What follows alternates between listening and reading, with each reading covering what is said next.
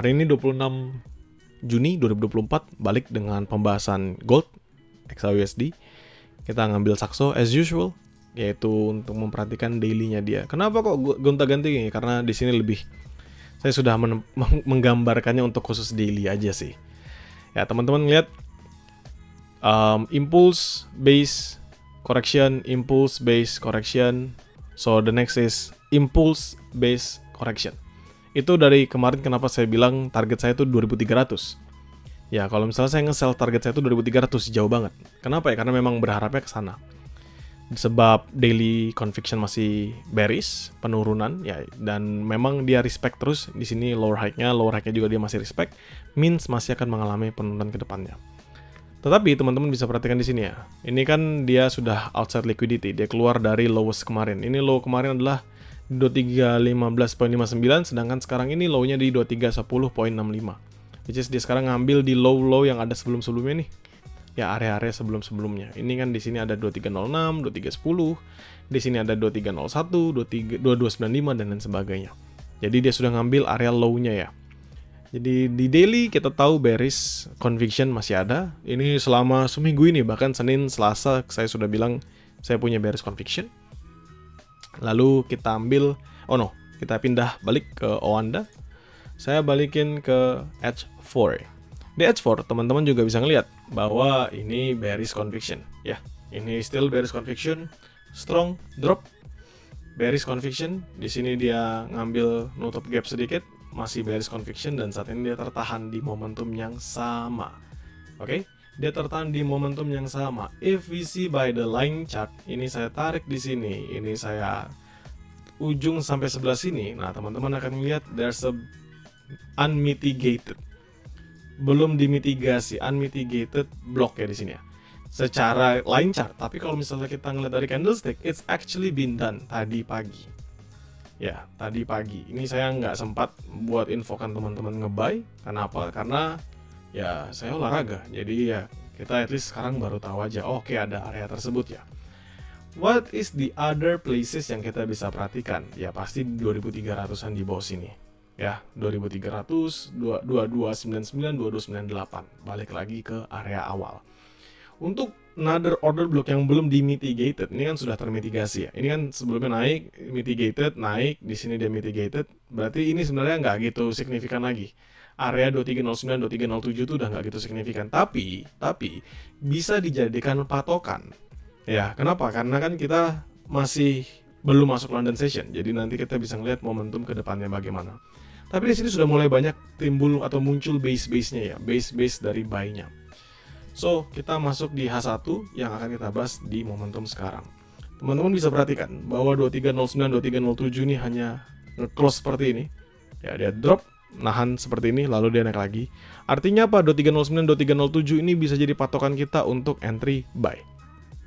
Ya, 2309, 2307. Ini saya tuliskan aja di bawah sini. 2309, 2307 bisa jadi patokan entry buy.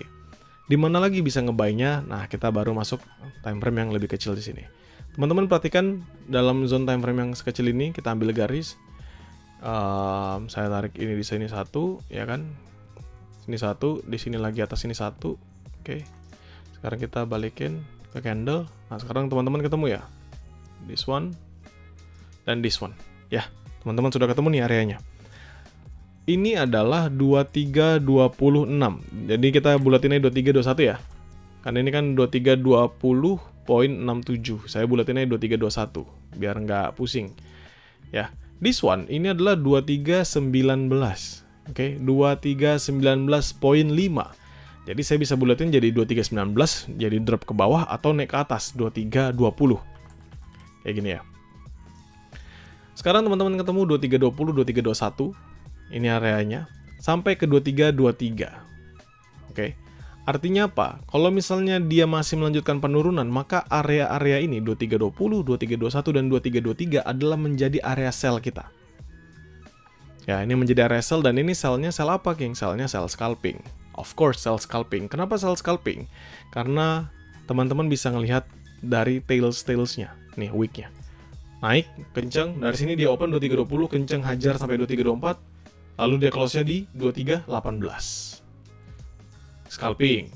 Lalu nextnya lagi, kita lihat di sini, ngehit 2321. Terus dia drop lagi, dia open di 2318, ngehit. Lalu dia drop lagi, close-nya di 2312. Scalping, ya kan? Nextnya di sini juga sama. Open di 2319, naik 2321, close-nya di 2317. Scalping. This one juga sama, naik sampai 2321, close-nya di 2317. Scalping. Jadi, ini kalian bisa abuse areanya. Dekat-dekat aja sih sebenarnya semua, 2320, 2321, 2323. Artinya teman-teman bisa terus-menerus entry sell, ya terus-menerus entry sell selama si 2323-nya nggak breakout. Sederhana ya. Jadi teman-teman bisa perhatikan 2323-nya tidak breakout, itu teman-teman bisa terus-menerus mengambil entry sell. Sampai kapan ya? Sampai nanti ada perubahan momentum. Di sini kan masih strong on seller ya. Masih sellernya strong, di bawahnya juga masih 41,77, belum ada tanda-tanda mau golden cross, means masih ada pergerakan seller yang lumayan signifikan. Buy-nya di mana? Ya buy-nya sebenarnya masih jauh. Ya dari di 2309, 2307 ini pun high risk.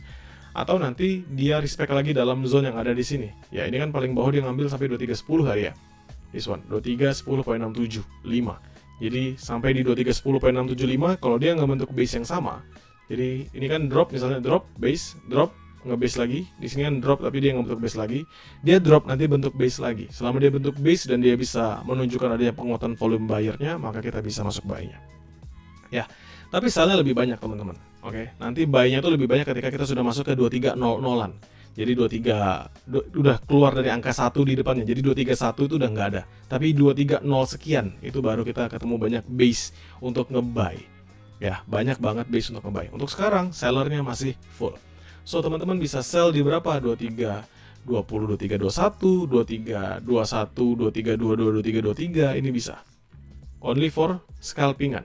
Sampai kapan? Sampai nggak breakout 2323-nya. Sederhana. Dan ini scalping ya.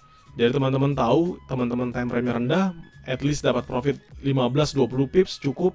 Kalaupun dia nunjukin momentum yang signifikan, turun 40-50 pips sampai 60 pips itu juga lumayan bagus. Jadi teman-teman bisa securekan. Dan seperti yang saya sampaikan, market itu akan bergerak signifikan Kamis dan Jumat. Ya, artinya apa? Artinya saat ini market itu masih sideways. Pun kalau dia ada impuls, ada pergerakan yang lumayan signifikan, itu nggak akan sebanding dengan pergerakan lanjutannya. Kenapa? Karena masih akan ada di area itu. Teman-teman lihat di sini. Kalau saya tarik only by the base, untuk naiknya sendiri, rentang harga, ini kan base yang saya buat dari awal minggu ya. Ini kan hari Senin kemarin. Dia naik paling tinggi, ya. Di sini 0,45%. Itu dari 2326 dia naik sampai 2336. Ya, 2326 dia naik sampai 2336. Itu 100 pipsan lah. Sedangkan kalau misalnya kita ngomongin drop ke bawah, which is ini yang sekarang terjadi. Ya, ini dari 2317 drop sampai 2310. Jadi round mau 100-an, bukan 100-an pips ya, mau 70 pips. 0,29 sama 0,45. Jadi nggak ngaruh, beda sama pergerakan yang seperti ini. Ketika memang real ada newsnya. Jadi dia breakout base-nya di sini kan sampai di sini ya. Dia breakout base drop sampai 1,74%. Ya, jadi ini masih pembentukan sideways saja teman-teman. Nggak ada perubahan yang signifikan dan market memang masih melambat. Sebelum apa? Sebelum nanti melihat hasil data core PCE price index. Ya. Jadi sekarang, ini untuk yang teman-teman perhatikan, ada 2317 juga. Ini menjadi area equilibrium. Saya sampaikan kemarin, ini area equilibrium. 2317, 2327 ini equilibrium. Sehingga kalau misalnya dia breakout 2317, ini masih punya potensial drop. Apakah saya akan sell di 2317? Enggak. Kenapa saya nggak sell di 2317? Karena 2317 itu kemarin bisa, itu area buy saya. Tapi sekarang udah nggak jadi area apapun, hanya sebatas pemberitahu. Ya, informan bagi saya. Oke, 2317 ini areanya kuat strong.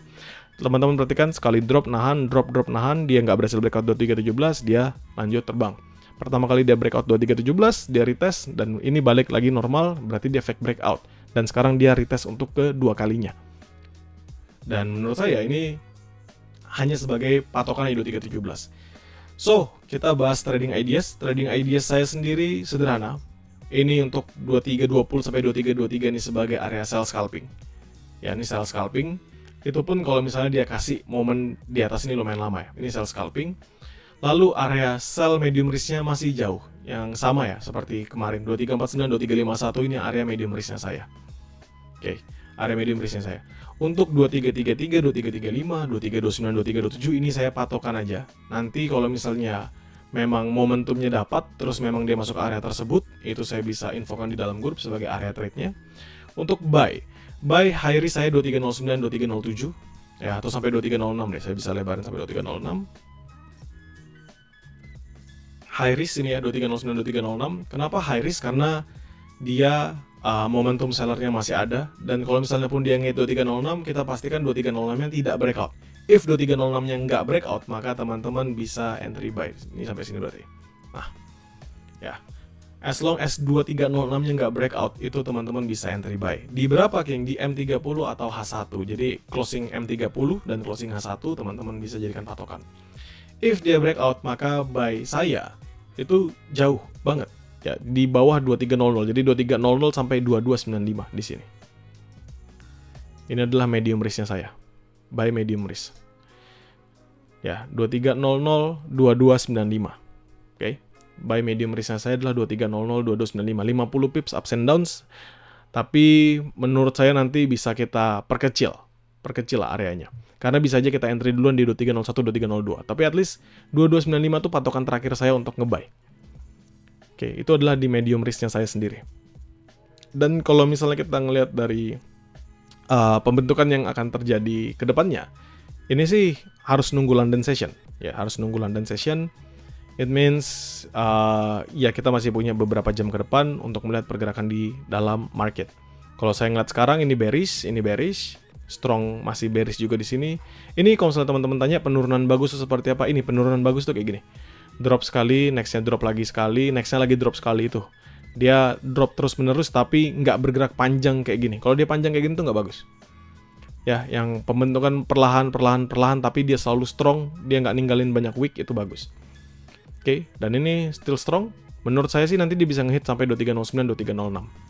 Ya, menurut saya sendiri dia bisa ngehit 2309, 2306, dan saya bisa pastikan itu adalah area buy high risk yang saya lakukan, dan pasti akan banyak siapapun lah, kalau misalnya kalian ada follow trader yang lain, pasti juga akan banyak info untuk buy di area sana.